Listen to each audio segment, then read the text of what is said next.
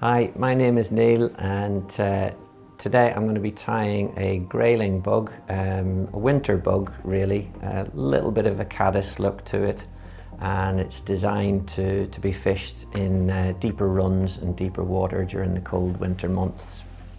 And it's tied on the Ahrex 514 curved nymph hook, and it's a size 10.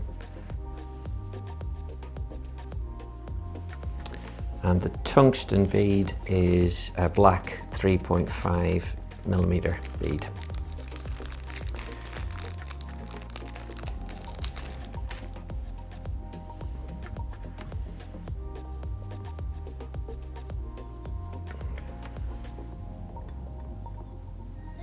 Okay.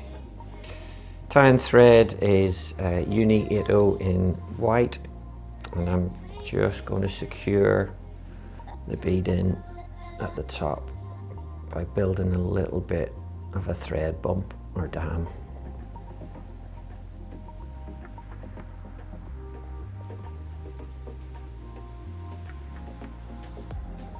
Looking like finish off.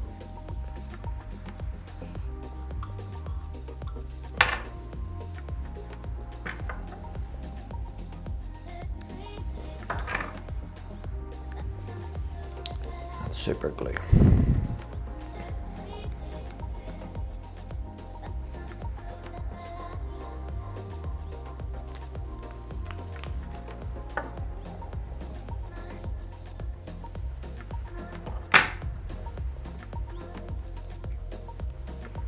Tying thread back on.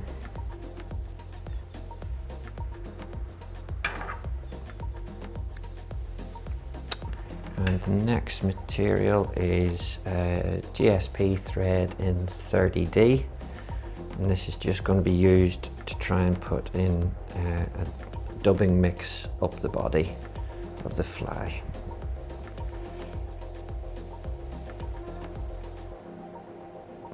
Quite a slippy material, so it needs tying in quite tightly.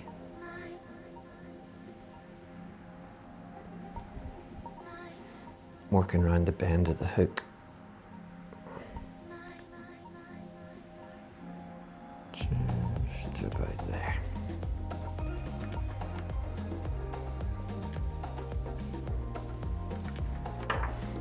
Place the GSP to one side and trim off.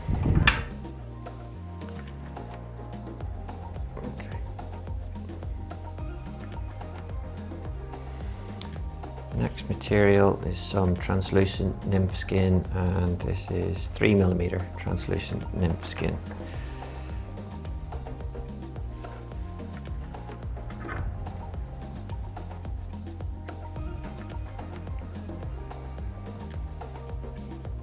And just to attach in, cut yourself a sharp arrow point.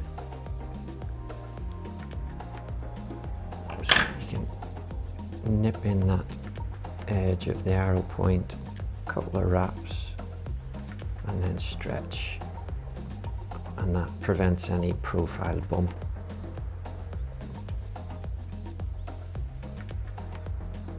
And back up.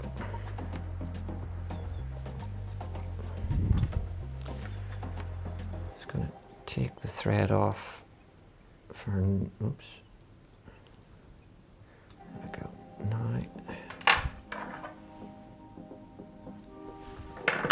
So I want to try and build a little bit of a profile on the fly, and to do that I'm going to use Uni Stretch in white, just to provide that profile that we need.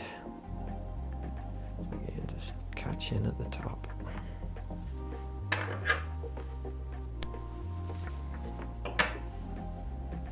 You could use any sort of floss underneath or material, but I like to use this. It's the quickest way to build up a smooth profile.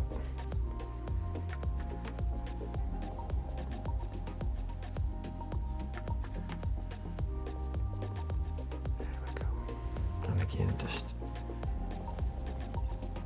with finish off at the top.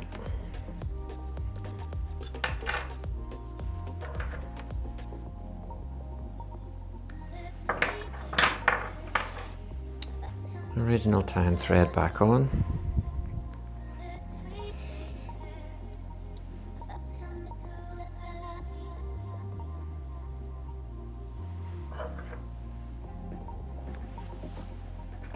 And I'm just using a permanent marker in black.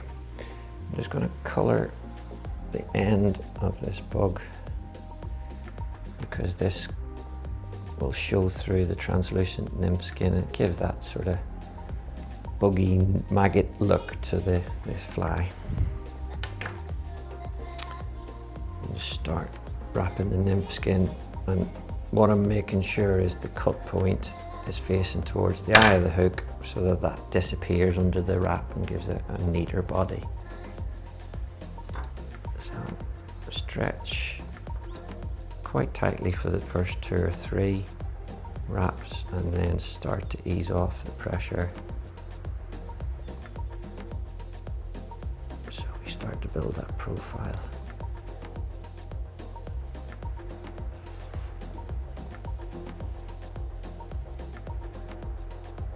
And I'm trying to now overlap roughly about 50% or so of the previous wrap. Again, just to build that buggy sort of profile to the fly, and then you can tighten in at the last and secure.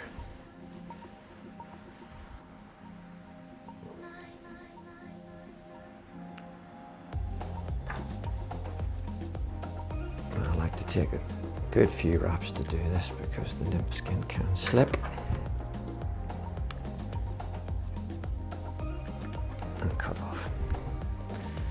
And you can see how the black marker pen is showing through nicely. Next, let's use the GSP thread. I'm going to just take it up.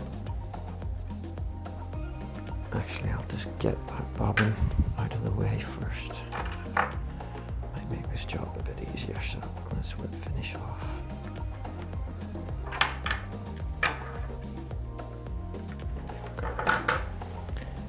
Just take the GSP thread up roughly about 3 turns or so, following the line of the nymph skin if you can.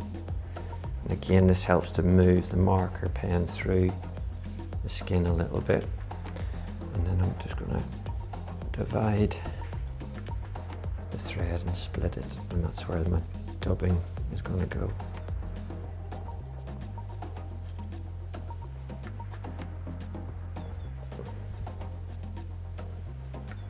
Is a little bit, there we go, a little bit fiddly that. Okay, and just to make sure the dubbing sticks in the thread loop, give it a good coating in wax. I like to use a UV Hares Ear sub from Vicuna dubbing, just because of the different colour shade that it gives. Nice sort of buggy look in the water. So take some of that. And I'm just placing that in the thread loop. And making sure it sticks in as best we can to the wax.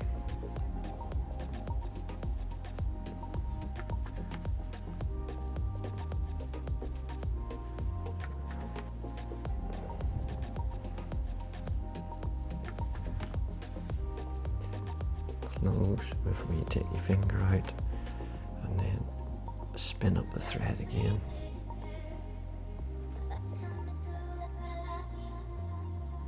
Just start to trap the body material.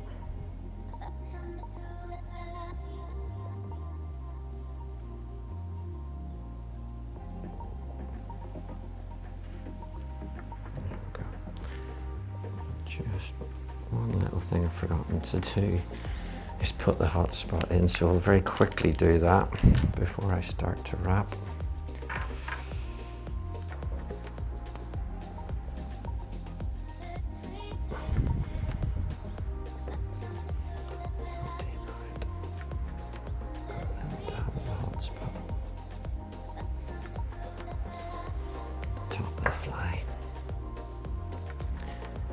much easier to do that before you put the dubbing loop in.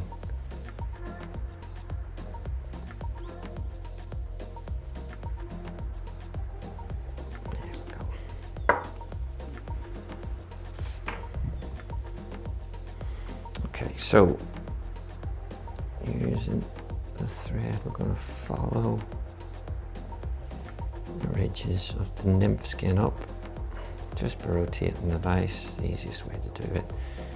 And at this point I'm going to start to try and encourage one or two of those fibres to go backwards. There we go. And we can do a couple of wraps then, just to give it extra hairiness, bugginess at the top.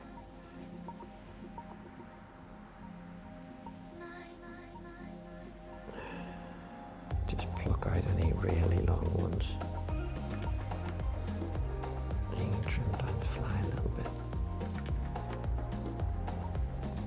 to your own liking.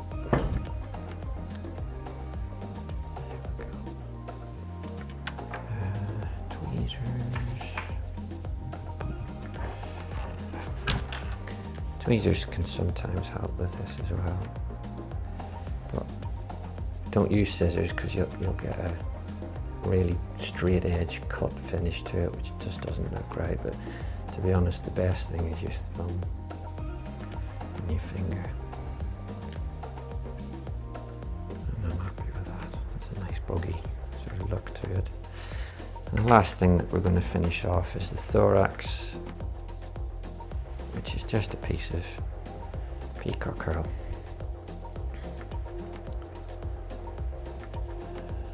Try and get it to face, that's it. The way the herl goes. Easier said than done sometimes.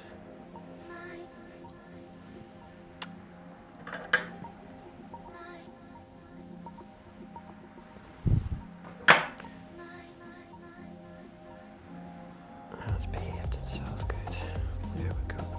And we're just going to finish off with a little bit of a peacock herl thorax. A couple of gentle wraps just to start with. Otherwise you could cut through the herl and then you can start to tighten in one or two in front.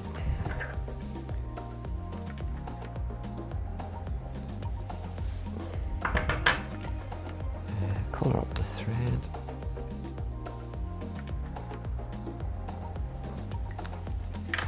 A little bit of super glue to secure it all.